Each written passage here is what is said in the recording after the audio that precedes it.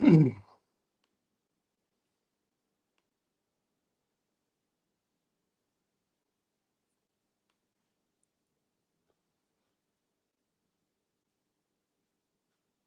right, guys, we're live. How's everyone doing today? Hopefully, everyone's well. Wherever you are in the world, it was a good weekend. I say welcome. We have a new month, a new week. We're going to use this live stream to recap the week that was. We're going to go over our picks, our wins, and talk a little bit about what's in front of us. So, guys, as you're tapping in, just like this video. Make sure you subscribe to the channel. In the comment section, let me know how you did. It's truly a community effort, JSB community. I always talk about it. It's just not me. It's really a group effort, and that was, never more evident than this weekend's picks. There were two very evident picks that I'll talk about with receipts that we were the community, our group, our insider group, our Discord, our YouTube live chat really came together with multiple picks. It's not just this past weekend, it's every week. And I can't speak highly enough on that. So I say thank you. And we're going to get right into it. I'll stay on as long as you guys want to shoot the breeze. If you guys haven't already, let me just pin this real quick as I'm doing my little rundown. Couple bucks a month. Join on YouTube, become a JSB Insider, or on Patreon. Whichever way you join, you get access to our Discord community. You get our picks. You get more access to me on the YouTube live stream. And Patreon, we have members-only live streams as well. And we're going to get into this. So, yeah, just click that link to find out more. It's pinned in the comment section. Yeah, it was a great weekend. It was a great weekend. I mean, we hit everything. We hit everything in our, of the 9 tickets, we hit 7 out of 9 tickets from Australia up until the main event last night in Arizona. You just can't, we hit 7 tickets this week. Last week, we hit 3. The week before, we hit 5. The week before that, we hit 5. But this past week was it was the first time I ever gave you guys 7 tickets. So pretty awesome. All right, here we go. So these are tickets, and then as you guys are tapping in, okay, so this is in order real quick. This is the quickest way to do this for me, and then I'll give the mic to you guys. So Chanel Dargan, Australia. We hit Dargan on a plus 110. We parlayed that with Romeo at plus 200, so we hit a plus 550 to get the week started. And then in the UK, we hit the Moldovan monster, Konstantin Ursu. That was one of the first tickets I gave you guys. That was our method of victory. That played. All these are plus money, by the way. And then shout out to Mike TV. And this is where I'm talking about. This is where it's literally a group effort. When we did this together, boys. Follow Mike Tyler TV told us that Ben Fail, he gave us some insider scoop. He said that Ben Fail's opponent, Mason Cartwright, looked a little CTE, looked a little sluggish. Why did Mike know that? Mike was supposed to fight Mason Cartwright. That fight didn't go down. So Mike's had his eyes on Mason Cartwright. When he got signed to fight Fail, he was like, look, Ben Fail, big southpaw, both Fail brothers could crack, and Cartwright struggles with southpaw. So we were like, you know what? Let's do it. Let's take Ursu on the money line and Fail by knockout at plus 291. You put both of those together, we hit a plus 490 there. And that finished up our UK card. And then we took a little break and we got ready for Arizona. And, Abel Ramos, man. We talked about Ramos's resume. We talked about the Figueroa curse. And it all came through for us. And I just felt like Tamir Smalls wasn't that guy. I just felt like we hadn't seen Tamir Smalls tested, and we took Ramos as a sprinkle at plus 430. This is one of those dogs I wish I would have went heavier. I did a half unit. That hit. Our UFC parlay hit. I mean, come on. I don't like giving myself credit, but I think moving forward, a point of difference for what we do here is probably just me being a nerd on combat sports, because it's just not boxing. So this is what, 3 out of 4 weeks with the UFC. We hit 3 favorites. Now, when I tell you I don't put dogs on my boxing tickets, that doesn't mean I don't do it in UFC.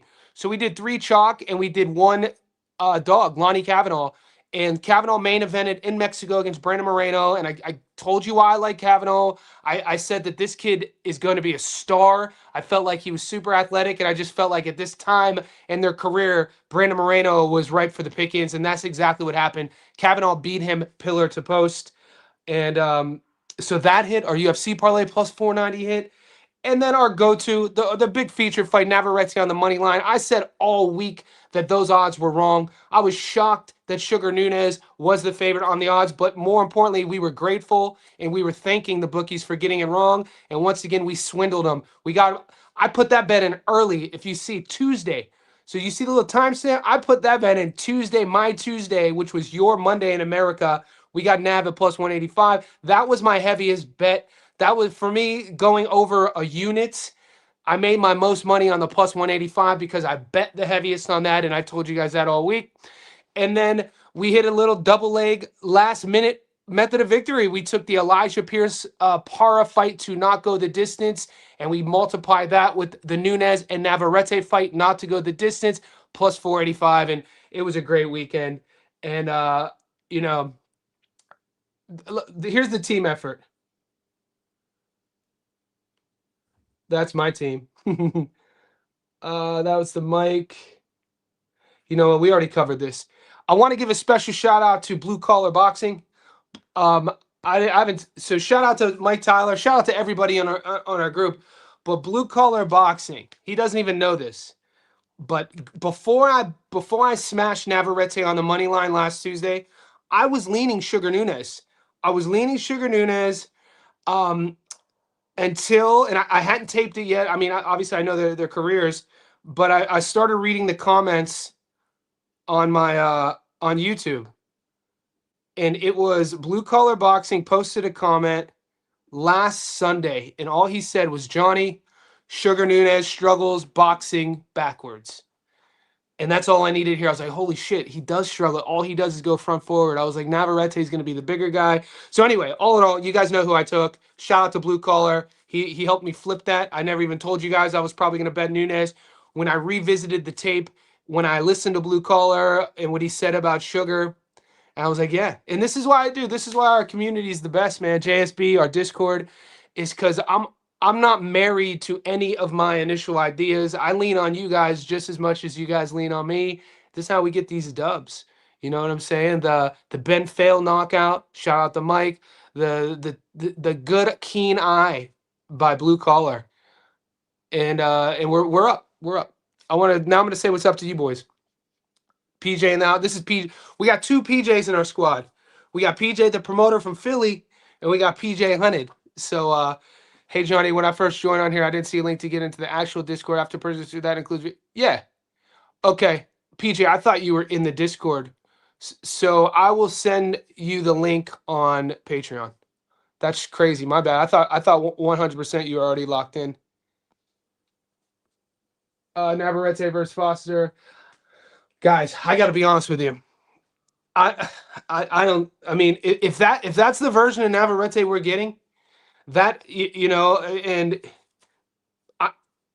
I hate saying I predicted it. I did say in my breakdown that we were going to see the best version of Emmanuel Navarrete. I said that. I didn't think he was washed. If that's the version of Navarrete we're getting, I would take Navarrete over Foster. I'm sorry. I don't think... I would, man. Dude, that guy last night, he was craftier than I've ever seen him. His energy levels carried all the way through up until the end. He was accurate, and he was equally as unorthodox. That guy, how do you bet against Navarrete? I mean, I got to be honest with you. He hires the nutritionist, which we knew about. We talked about. We said, hey, this guy's switched on. We talked about Mexico versus Mexico rivalry. You're telling me that guy's not going to come in on point. We talked about Sugar Nunez's resume being suspicious. We talked about Navarrete's size advantage, his world-class experience, and all the things he does well, forcing his opponents on the back foot. We talked about Nunez's flaws in terms of his... I told you Nunez didn't punch as hard as people said. I said that Nunez didn't have the power that people spoke about. I talked about how that knockout to win ratio was suspicious. His short arms, his small fists, all that good stuff. Navarrete had all those advantages. I mean, you could talk about... I don't know if Foster has enough volume to beat Navarrete. I don't think Foster has enough power to beat Navarrete. Dude, that version of Navarrete, I would take over anyone at 130. I don't see how that guy, dude. Fuck that guy, man. That performance was off the hook. Let me sit with it. Let me sit with it. Let's let Nav enjoy his victory until we get another fight booked. I mean, I'd like to see Charlie Suarez. I want to give. I'd like to see Charlie Suarez get another shot. Will that happen? Probably not. Discord coming full circle. Great weekend. Yeah, GK, big dog, man. We're coming along, man. Our Discord, we're about 6 months in. I think our group is finally figuring out who we are. Our group is developing our own identity.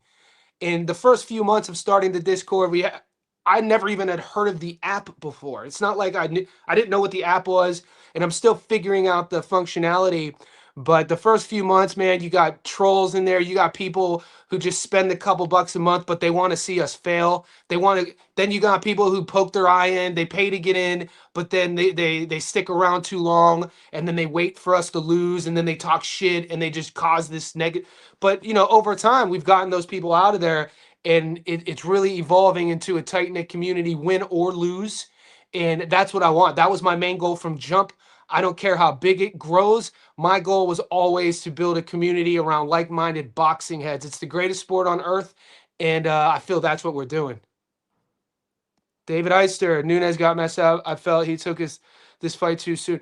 I mean, Monday morning quarterback, right? We could talk about the what ifs with Nunez. I just feel that version of Navarrete beats Nunez best version. Like that guy, every little flaw, if the questions that people had in Vaquero, I just had an intuitive instinct that we weren't going to see those.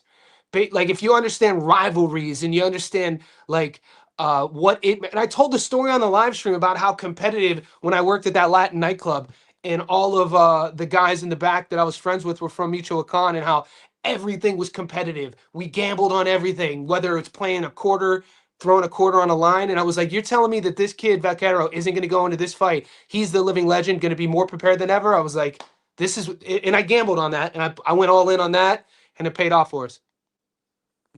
Skeezy, Nunez got messed up. That was what's up, guys? Been away for a week and a half. Lots of cats. Skeezy, Perth in the house. Come on, baby. We miss you. Nunez almost lost an eye in the ring last night. Navarrete was vicious. He was vicious.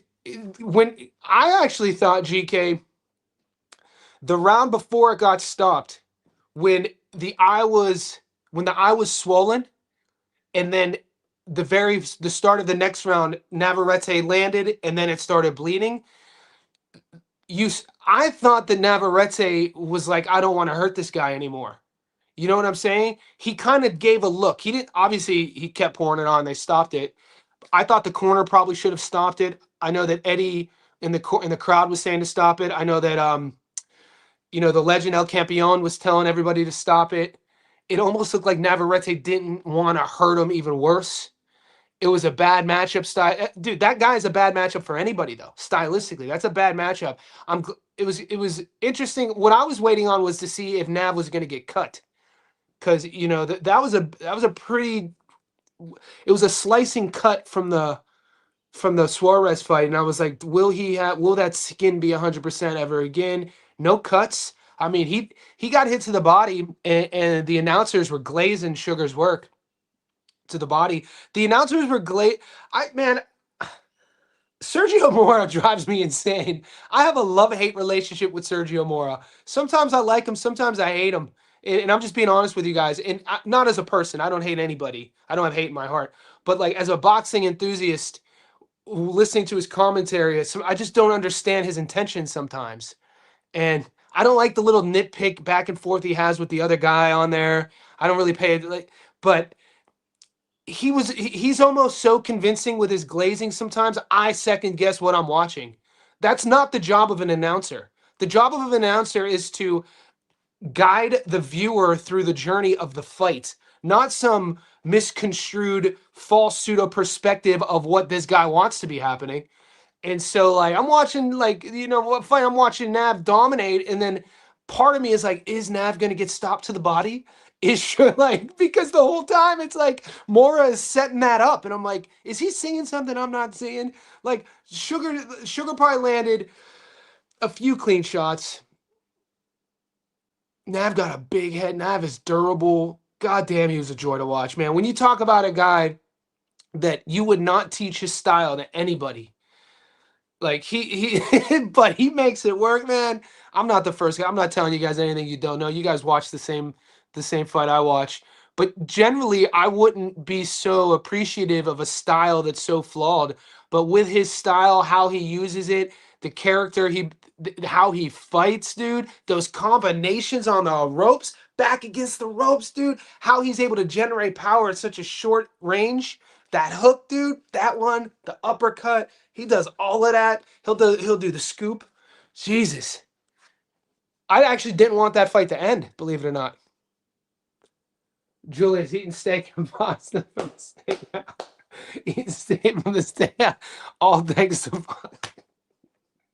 I'm about to go get I would be joining you at that steakhouse, you know that.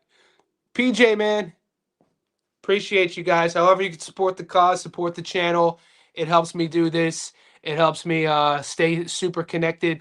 Obviously, I juggle 2 careers. I put just as much energy I do into this as I do to my fitness career. Helping people and coaching people is my passion, but boxing's my first love. So however you can support me, it helps take stress off of the one thing and helps me out a lot. You guys have no idea. So thank you, PJ. And PJ, I will say I can't. My bad on you not being in the Discord. So I thought you were in the Discord. This is crazy, dude. You're gonna love it in the Discord. That's insane. I'll send it. I'm gonna do it right now. So PJ, I'm gonna message you the link on Patreon. I can't believe you're not in there.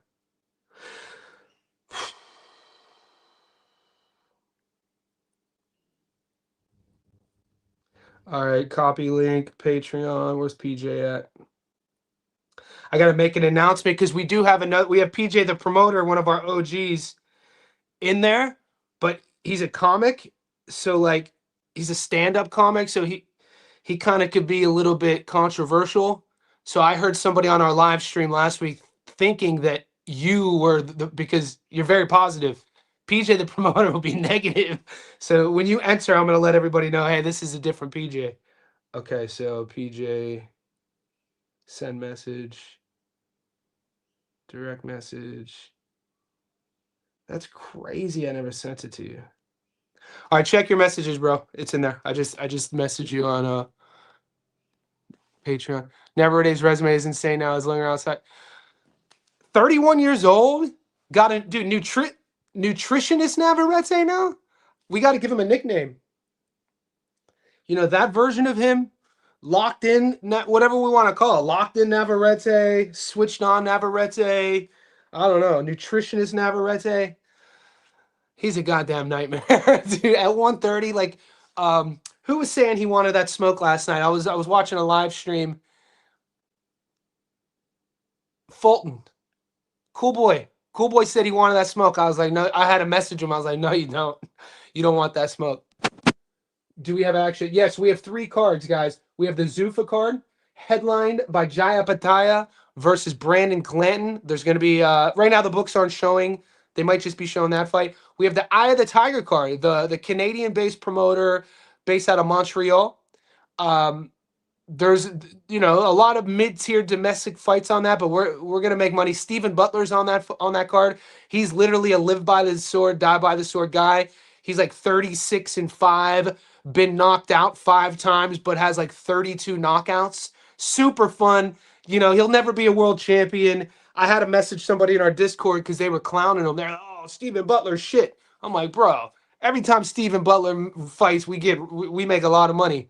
Because the fight's going to end before the final bell. B, he's either going to win by knockout or get knocked out. So that guy's fighting. And then the UFC. So we have 3 cards. I'm going to be breaking down all 3. I'm going to do a Stats Don't Lie video from one of each card. I'm going to do a Stats Don't Lie video on the Jaya Pataya, Brandon Glenn. I'm going to do a Stats Don't Lie on Stephen Butler in the Ramadan fight. And then I'm going to do a Stats Don't Lie on the UFC, the fight. I just got to make sure it's the fight I want to do because there's some interesting matchups on that UFC card. Oh, Oliveira versus Max. Two. They fought when they both fought. They fought once when they were both at 145 pounds, maybe 10 years ago. And that's when Oliveira was getting pushed up against the octagon.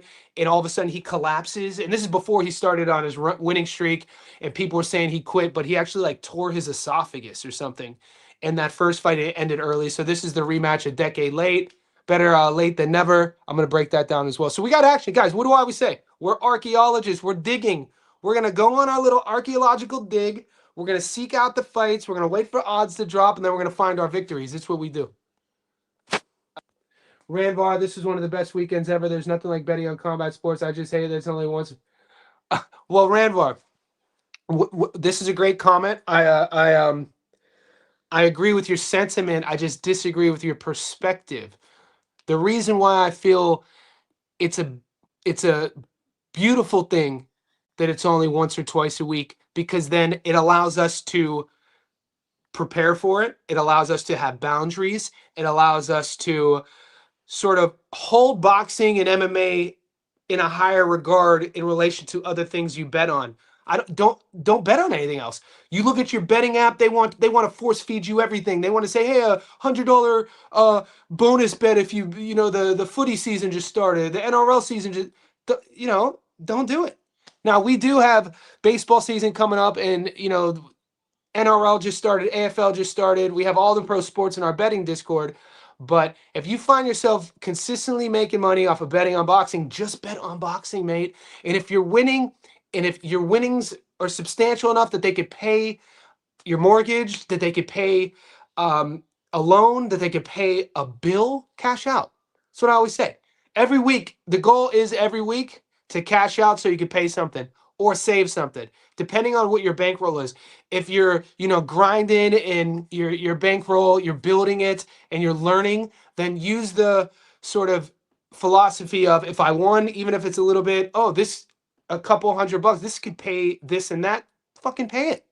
And now we're up, right? And if your bankroll is big enough, then save, and then that'll allow you to take bigger risks moving forward. So like, let's say your bankroll, you want your bankroll to be 10 grand, it's at 1,000. Your bills are legit. You're making enough money to where you're not sweating anything, and you're betting from an entertainment perspective, hopefully to get good enough to have a little sort of second income coming in. Then, if you're up 1,000, up 1,500, keep it in, and then try to build from there. So it's just different strategies. But if you're new to the game and you're starting to win consistently, take the winnings and pay something with it, because then it becomes real. If you hit for $500 and you just double down and you put it on esports and you lose it, what did you just do? But if you hit for $500 and you got bills to pay, fucking take it out and pay those bills, and then you come back and deposit whatever your one unit is and rebuild from there. So it's really a good feeling when you get to a point of consistency where you're paying off stuff off of betting on boxing. That's what we do. That's what, and I know guys, just depending on your bankroll, that should always be the goal. It shouldn't be to win and then lose it all. You know what I'm saying? And I'll be the first to tell you, don't do that. I thought Smalls Ramos should have been a draw. I didn't, man. I didn't. Maybe because I had the swindler hat on, but I thought it was easy to score. I thought it was easy to score, and I thought the first 4 rounds were Tamir's, and then I thought the last 6. I gave the last 6. Even the end of round 4, you could see it turning, and then 5 it was turned. And if you're in the Discord, I was like, this is. I commented after round 4 because I saw it turning. I just didn't know what the outcome was going to be, and you guys knew I took Abel. And if you look in the Discord, I said, no matter how this turns out, Tamir Smalls isn't the one. He's not. You could see it. You could see. I don't know if it's a preparation issue. It's not a skill issue. I like his jab. I like. I don't. The things I didn't like about him is how he fell apart. So is that a conditioning issue? Is that a preparation issue? You wouldn't think it would be sparring in Philly, coming from Bosie's camp. You would think he would have all those boxes ticked, but I'm not with him. I don't know. We just saw Wu. Wu comes from that camp. I'm pretty sure, Wu looked great against Frank. So I just never, there was nothing I had ever seen with Tamir fighting that I thought he was going to be able to handle Abel. I've been watching Abel. I mean, we've been watching Abel for, he's been a pro for a long time, at least a decade. Regis stopped him in 2015, dude. That was the first and only time he'd ever got stopped. That was 11 years ago. He fought, what, 7 world champions? Abel Ramos is the dude. I was like, there's no way this guy should be plus 480. Like, and then the more experience you guys get in the game, the more boxing you watch. I know a lot of you guys watch either more or, equally as much as I do. So the ones who are just getting into the sport, over time, you'll develop a gauge. You'll develop your own sort of reasoning on how to bet based off of career trajectories and what you've seen from these fighters. Moving a fighter properly is a very, there's science just in that. The movement of a fighter is very important. And this is where we get it right. This is why, I mean, look at the stats. Stats don't lie. We always hit dogs because it's one of the things I look for. You can't. What do they always talk about? You can't see something if you're not looking for it. You know what I mean? What do archaeologists do? They're searching for fossils, and they're looking for it. So I'm looking for career trajectories when I see odds.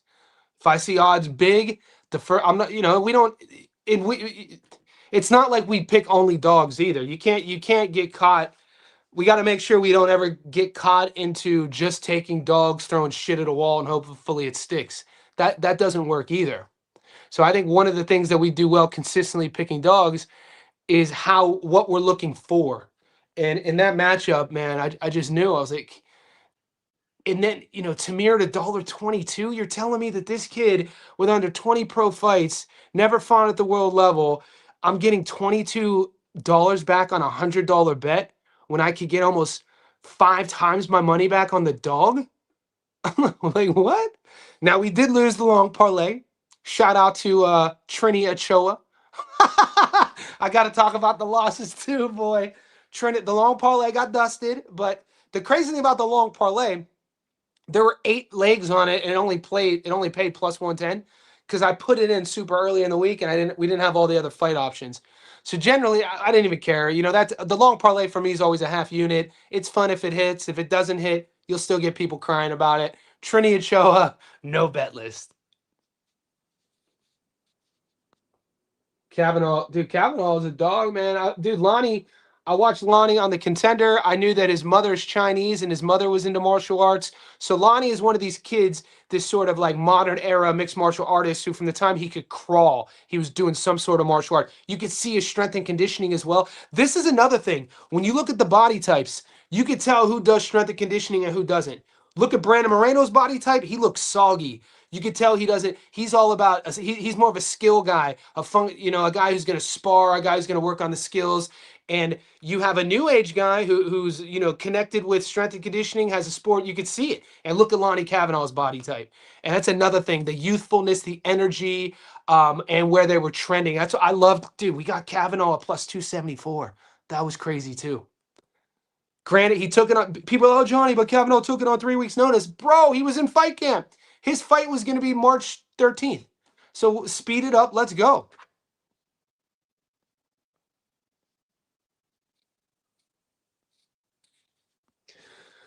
Jay, right now I'm leaning distance Glanton and Jai.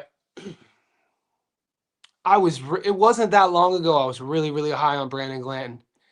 It was the CBS fight. I like Glanton, man. I like how mean both guys are mean too. This is going to be interesting.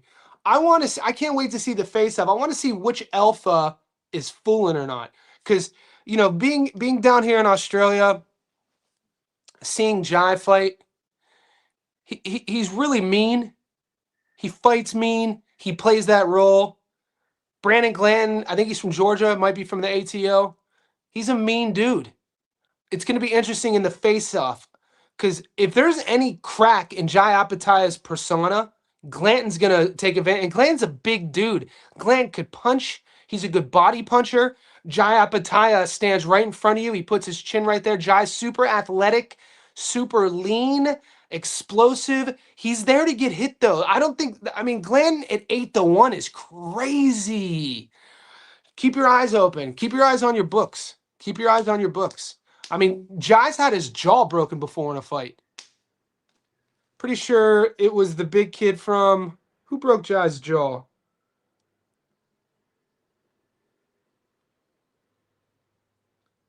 Now, granted, he sent his last 4 to 5 opponents into the hospital. Yeah, Maris Bradis in 2022 broke Jai's jaw in 2 places.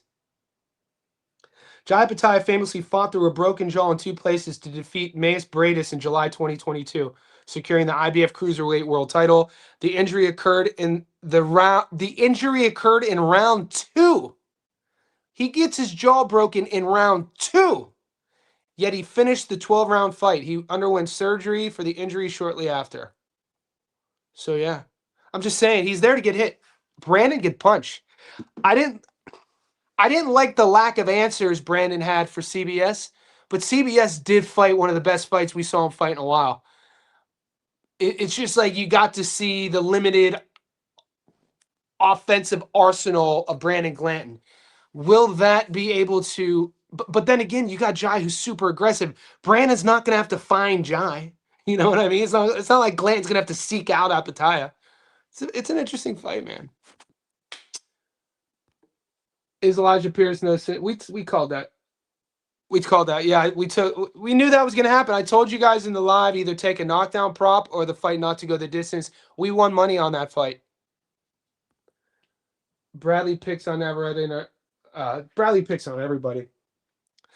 If you guys ever see me as I get older, I'm already old, but as I get older, getting grumpy, even let's say we would have lost every fight and we're doing this live stream and the energy, the sentiment's different. And you're seeing me start yelling and call me out on that shit. Life should be fun. You know what I mean? Like Timothy Bradley, he's always getting angry, man. We got devastating right hook Carlos. What a name. I wage 100, 1-5. That's plus 400, big dog. Devastate DRHC. Got to get that tatted somewhere. Dr. HC. Devastating right hook Carlos. Dr. Hook. I'm going to shorten that to Dr. Hook. I won 2, Paul. I appreciate you, brother. We appreciate the support. Appreciate the Donnie on TV. I called the late. You weren't the only one, boo-boo. You weren't the only one. JSB Insiders, we up. Small should have known Ramos would be the favorite with the judges, but some fighters don't really fight for the leg. I felt sent from Pet it wasn't a judge issue. I don't think it was that. I felt like it was a preparation issue. It looked to me, Tamir, he got buzzed. He got buzzed, I think, in the 8th. But his cardio, he came unraveled. When a guy comes unraveled, to me, that, what was he, 16-0? When you see a guy come unraveled due to pressure, I got to question has he been taken into the dark place before in sparring? I instantly think he's never been beaten up before. Like in sparring. It's important, and then that's kind of wild because you think what's a better word for stereotype? The sort of spoken knowledge of Philly gyms are like, it's tough sparring. You had Jack Catterall go to Philly and he looked, when Catterall left the UK and went to Philly, he looked great and he's looked good since in a lot of, he said it's due to the sparring. So when then if it's not the sparring, then it's like, wow, you're not conditioned. Because this is another thing why you would come unraveled is if the pressure or somebody's putting the pace on you, which Abel's such a veteran, man. I love how Abel he did it such like a true pro. Nothing looked demonstrative in his pace that he was putting on him. It was slow and steady, and it was almost like Tamir Smalls before he realized what was happening. It's the 8th round, and it's real close, and he didn't know how to fight from behind either. It's another thing that Abel Ramos, and I talked about why I was similar to Navarrete as well. I'll get to the point on Navarrete. But like Abel Ramos's losses at the world level, I felt like we're going to get him past the finish line here because he was fighting a guy who had never been there. You know what I'm saying? Like when you've never been somewhere, how do you know what to expect? and you put yourself in the middle of a ring and you're starting to fade a bit and you don't know and you're down, you think you're down or it's a close fight with a few rounds left, and now you got your corner talking to you in a way that you're not used to it. They're stressed out and they're having anxiety, and then you've always been a front runner. How do you deal with that? And then that makes you unravel. Watching him unravel like that, it makes me question a few different things. Like, have you ever been beaten up in sparring before? Have you ever had to come back from the dead before? Been down? Some guys can't be the nail. They're only the hammer. They're great. And this was the biggest knock on Mike Tyson's career. This is from Teddy Atlas. These are his words, not mine. Teddy Atlas on Joe Rogan once said that in his eyes, Mike Tyson was 0-5. He said Mike Tyson never won a fight. He retired never winning a fight. Said he was 0-5. Rogan's like, what are you talking about? And Teddy was like, well, every time in all the fights that Tyson was down on the cards losing, he either quit or got out, or he was stopped. He wasn't able to come back from the dead. He was the type of guy who was a front runner, got out on the scorecards real, and then just watched you. But whenever there was adversity, he didn't know how to deal with it, which is interesting. And you could believe or agree with Teddy with that, or you don't have to. I kind of disagree with him a little bit. I mean, early on in that run, I think is what, 24, 25, first 21 fights. I mean, he was in there. He was a 5'9", 5'10" heavyweight going against fucking 6'5" giants. And there was a couple of those back and forth fucking slobber knockers, which he ended up, getting the best of. But it's interesting. That's what, and I knew Abel Ramos wouldn't fade like that. I knew Abel wouldn't take a back step. And then when Navarrete, one of my talking points was the fact that some of the boys on some of the other channels were saying that he was washed or he had been in wars, blah, blah, blah. I was like, that's exactly why I'm picking him. You know what I mean? Like, that's exactly the world experience that I need as a gambler that is going to help him beat Nunez. Because Nunez, on the other hand, had never been there before. How am I going to bet? This is another thing. This is another strategy I'm giving you. I always give you guys free game, but it's another strategy of how I bet is in my checklist. I always ask myself, has this guy been there before? If you've never been somewhere before, it's really tough to predict how you're going to act. Like anything. It's why traveling the world is good for your soul. It expands your mind. You act differently when you travel. As a fighter, if you've never been in a 12-round fight, how do you know as the fighter how you're going to act? If you've never been against a world champion, if you've never been down on the cards, if you've never been on the canvas before and have to pick yourself up, how do you know? The fighter doesn't know how they're going to act. So as the bettor, the analyst, I know how the other guy's going to act. I have evidence. I have records. So to think that those wars were going to work against Navarrete, how? Well, I mean, I don't see it, and it worked for us.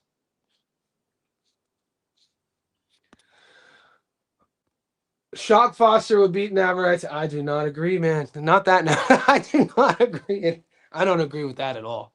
And look, there's no Jay. You and I don't get anything out of predicting future fights that aren't even on paper. But if that comes to fruition, we'll revisit this. I definitely would not take Shock against Navarrete. I wouldn't take Cool Boy Steph against Navarrete. I wouldn't take anyone at 130. Again, that guy last night beats Foster, man. I don't think Foster has enough volume. I don't think Foster has enough power. All that speed and counterbox. I'm a Shock fan. He put on a brilliant display in his last fight. But all that little good stuff against the Navarrete, who's long, awkward, has pace, doesn't fade. You give me that Navarrete last night, he beats Foster. Who at 130, I think nobody beats him right now. Navarrete was good in shape. He's been a little flab. He hired a nutritionist. This is what I'm talking about. We got level up Navarrete. We might get another decade of Navarrete, boys. Could you imagine? I mean, the Mexican fighters have been known to fight long into their careers. This is a living legend. He's only 31, boy. I felt like we were watching a renaissance. I felt like we were watching a rebirth. Like, who is this guy? Mate, 31 is not, only been dropped once, never been stopped. It's an exciting sort of turn of events. I hope he fights Shock. That'd be a great fight. I wager 100 to win 5 for Navarrete, 100. Look at you, brother. Get your money, Dr. Hook, boy. The odds for Mean Green were insane. Wow. Did anybody take Bobby to win by stoppage?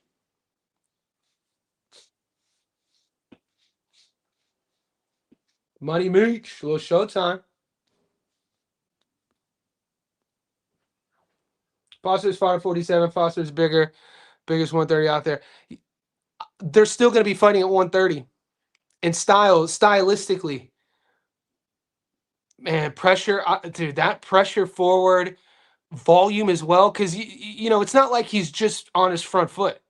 He's constantly working, and he could fight, dude. The work he was doing on the inside, that slick ass slip shoulder inside uppercut he kept throwing. He'd slip, and I talked about this in the breakdown. Sugar Nunez does what? Gives you both shoulders. This is another thing, dude. It's crazy that people miss this. Crazy. Gives you both shoulders. I was like, Navarrete is slick, man. He's gonna go scissors. I was like, those uppercuts, and there were some exchanges where Nav was just on the ropes like this. Sugar gives him both shoulders, and Nav splits that, and he's just hitting him here. And then he's throwing that slap hook, that one. Boy, that shit. His work off the ropes was I was watching Navarrete, and I kept thinking, I was like, man, this is like watching an unk fight. He was out there, old man in Nunez, like an experienced pro, like a seasoned veteran, like a world-class seasoned champion. Put it on him. That was a joy. I might watch it again tonight. That was a joy to watch. Who you got between Foster? Oh, Foster. I'm not sold on Ray Ford, man. I don't think Ray. I like Shock to beat Ford. I'm high on Shock Foster. Like Shock Foster's my dude. I think Foster beats Ford. I think Ford. I think Foster would show Ford some questions. I think Ford's game is very. It's not a world. I don't know, man. Ray Ford's game is overall sort of versatility in what he does. He's still growing though. He's still adding levels. He's young enough. I remember the last time we saw Ray fight. I remember talking about that. I was like, wow, he's showing that he's punching now. He's sitting on shots a little bit better. So he's not a finished product. I don't like guessing, and I'm not trying to talk shit on Ray Ford because I'm a fan of him too. This is why I'm always hesitant to give opinions on fights that aren't in the books, because we could talk. I don't want this to turn into me talking shit about some guy or coming off like that. But off jump, if that were going down, I would be taking Shock. But if Shock fought Nav, I would take Nav. But I want time to pass because I don't know if how much of this is just recency bias. Because that version of Nav, man, that shit was inspired. That was inspiring work. King, Johnny, you did it again. I didn't. Come on. How many? The next time you're gonna listen, we're gonna lose. You're doing that to me, King. Don't do that to me, boys. Don't do that to me. Just do what you do. I'm gonna make it do what it do, baby. You do what you do. You did it again. I didn't listen. I need to start listening. Stop second guessing. I should have did the parlay I sent on IG. Was it on? What did you go against? Who did you flip flop on? Buddy Nav is like funny dancing man with Brit. Man, his hands are massive. I remember in 2023, after Terrence Crawford fought Spence, they did that yearly awards in the Caribbean. I think it's the WBC awards in the Caribbean, and there was a photo floating around of Crawford and Navarrete, and they're like this. We try, dude. Navarrete's freaking hands. His hands are like that much bigger, and Crawford had some paws on him.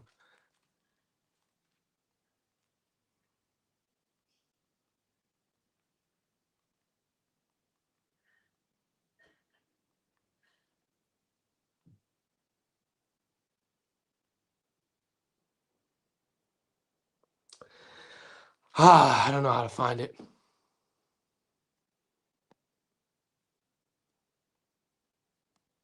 Moore falls in love with the fight and forgets on the great stuff the other fight.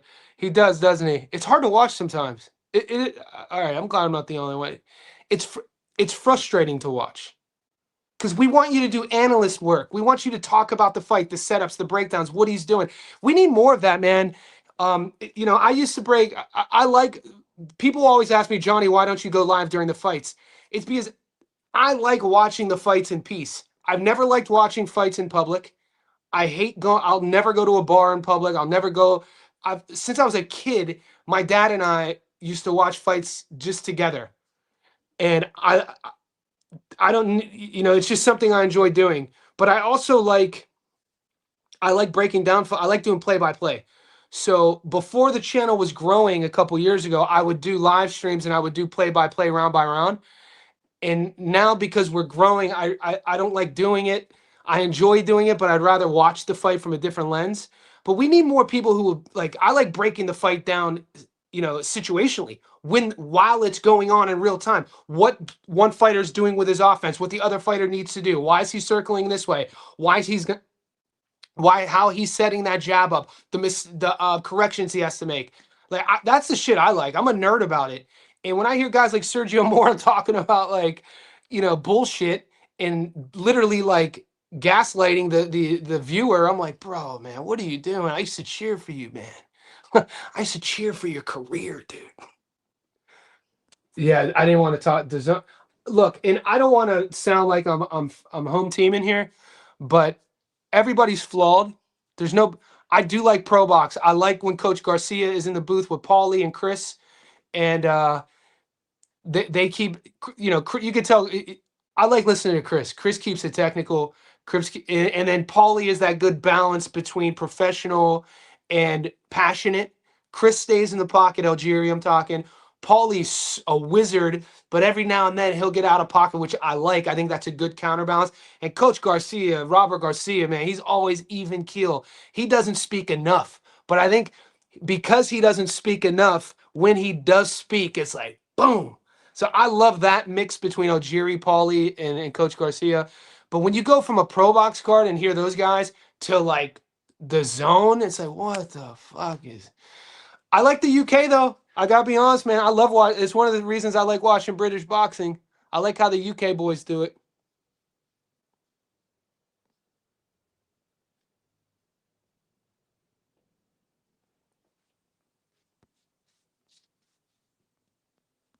Rando, you giving me props? Rando, Johnny, they go good freaking is me, my boy out here finding value. Yeah, guy, I tip my hat. Appreciate you, man. However you can tip me, whether it's a tip of the hat, subscribing, like this live. We're flowing between 50 and 80. It keeps going. It'll say like 52, 60, 49, 80. So whatever it is, man, it's Monday morning, Monday afternoon.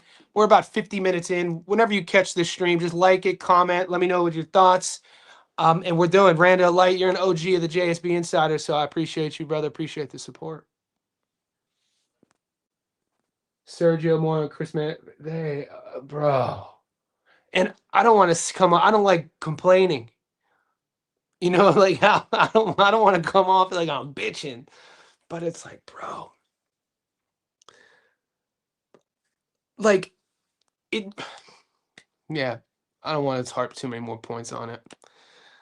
They're just trying to feed their families once a week. Once or twice a week is so much better. Try betting on NBA every day. Nah, Skeezy, don't do it, big dog. Betting on the. I played that game when the NBA season started. I put a couple bets up in the Discord. We have the NBA channel. But then, and I watch the NBA. I mean, I watch just as you guys would be shocked. I'm a Cavs fan. We almost lost today to the Nets. Actually, I turned it off with 4 seconds to go live. The Cavs were the cat with 48 seconds up. Cleveland was up 9. And then I look, it's like 4 seconds, they're up 3. Now, granted, Mitchell's hurt. Um, JA's been playing better since we got the beard, but the beard has a small fracture. So we're not really 100% healthy. But betting on the NBA at the beginning of the season, I realized like this shit it's not the NBA that I grew up, that even 10 years ago. You'll have a team if you're because I'm a prop better. You'll have guys who average 25 a game, and then you'll put props up, and then all of a sudden there's always these massive blowouts. One team will jump out by like 30, and then they'll pull the starters, and then your guy who you need him to score 25, he scores 20 in the first quarter, and then plays 8 minutes the rest of the game, and it's like what the fuck, dude. So I avoid betting on the NBA. I agree, Earl. I agree, mate. I mean, it's tough to argue that one. I mean, what three division world champion. Like his at 31, he's still around, man. Now, I don't think we could. I don't think it's shocking to say maybe we have at least he has 3 more, maybe 4 more good years if he's living his life healthy. Because no alcohol, none of the bullshit. What if we saw Nav one day with a 6-pack? That would be crazy. Trini cost me another 700. Oh, Trini Ochoa, yuck! You bet $700 on Trini Ochoa?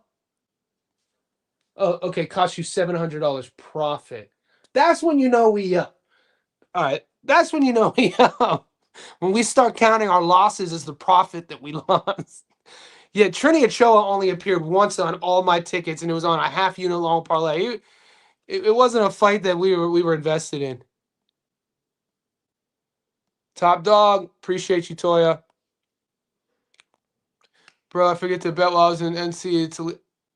This is crazy. So here's a quick. The Ginger with Intent to Injure, great nickname, says, bro, I forgot to bet while I was in North Carolina. It's illegal in South Carolina.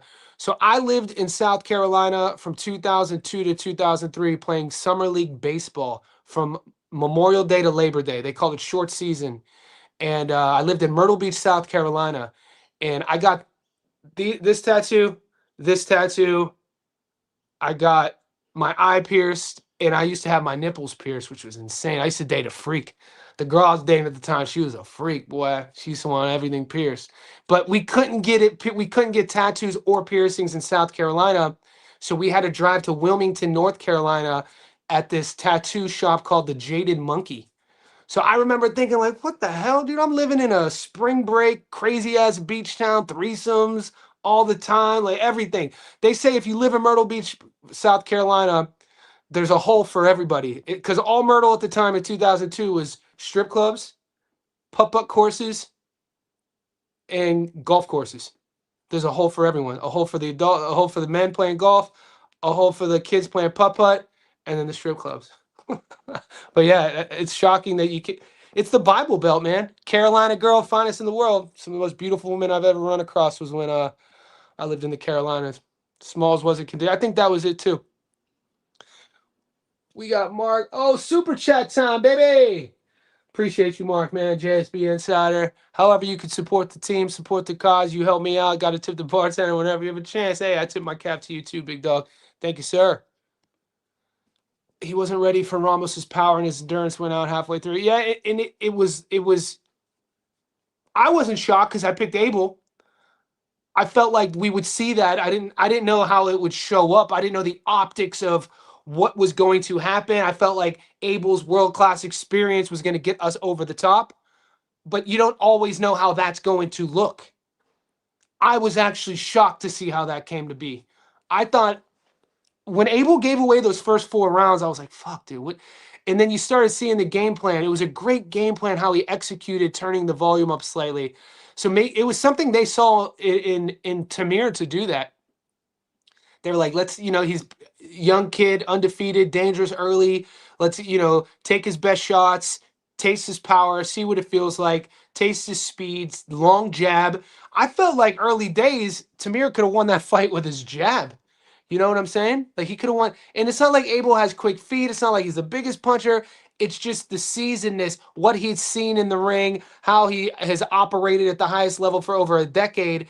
In a boxing match, this is why moving fighters is as technical as the sport itself. How a fighter is moved is sometimes that's the difference, is the experience. You could have a guy who's younger, bigger, better jab, faster, more explosive, more power. In Tamir Smalls, who's going up against a guy who has 6 losses, but that guy in Abel Ramos has been at the world level for so long, he's going to find a way to win.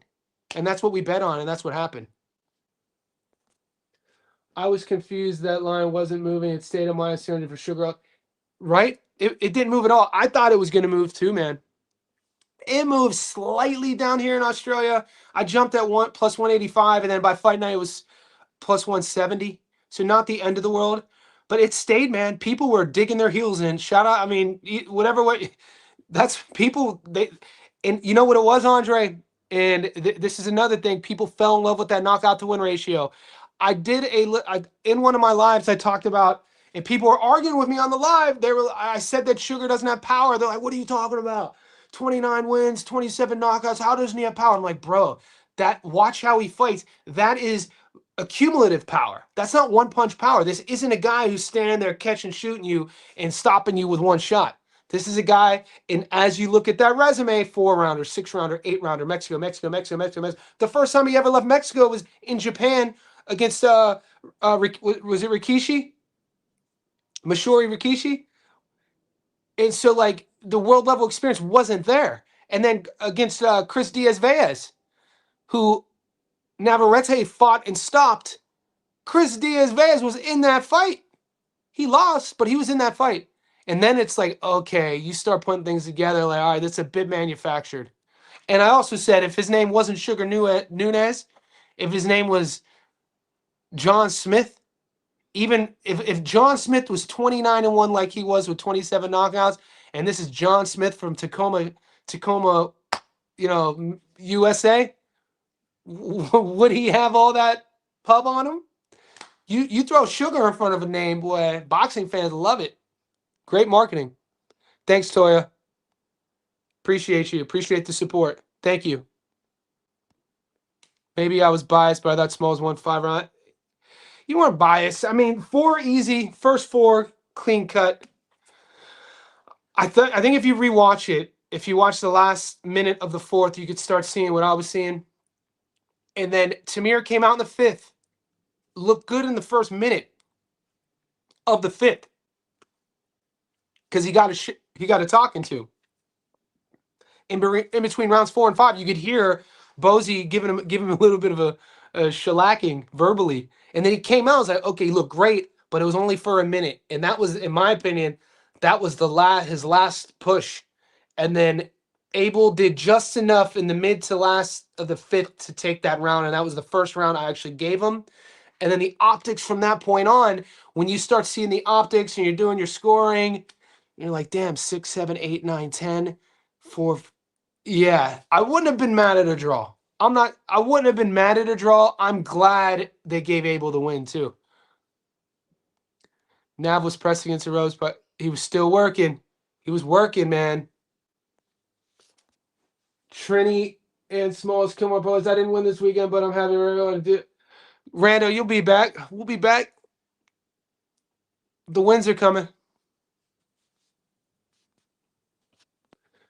I'm worried about the Dickens-Kakachi fight. I don't think Dickens beats Kakachi. But Dickens and Kakachi fight in 2 weeks, but due to the war in Iran, Dickens is training out of Dubai and all the flights are grounded. So it's just something to keep an eye on. I wouldn't be shocked if Jazza has to pull out because he can't get home. All the flights are grounded right now. I don't know if anyone's talking about that. I'll talk about it. Those UFC fights were beautiful work. Watch every one of them. The younger generation fights, they know Joe. Yeah, man. I watch it's no secret. I watch every MMA fight just as I watch boxing. It's just the channel is streamlined around boxing. Instead of over 6.5 on Smalls Ramos, I did Smalls money line. I saw Smalls in person fighting the boots card. I wasn't impressed, but all my affiliates said he'd stop Abel. Yeah, I know. I know. I don't know if you guys noticed. Some weeks, like for what I do personally, King, and what I've learned over the last 6 months is that I will put my messages on silent of my boxing group. So I have a text message, a couple WhatsApp text messaging groups with other content creators on YouTube and fighters and guys who do what I do. But I don't always talk to them because over the last 6 months, I've been talked out of my first intuition bet and then I've lost. So I've realized over the last half year that I do my best work when I'm, dialed in on just me and I'm not reaching out to people. So now it just depends on which fight it is. I knew there was a couple.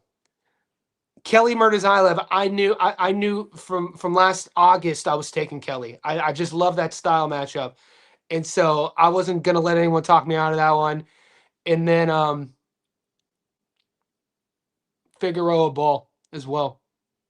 Based off of what Sam did to Ball. I thought Sam Goodman fought Ball really tough.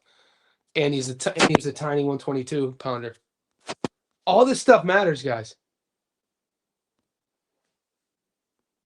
Who's your favorite commentary, Johnny? Retired or still active? I like a prime. I like a 1994 to 2004 Jim Lampley. That's it.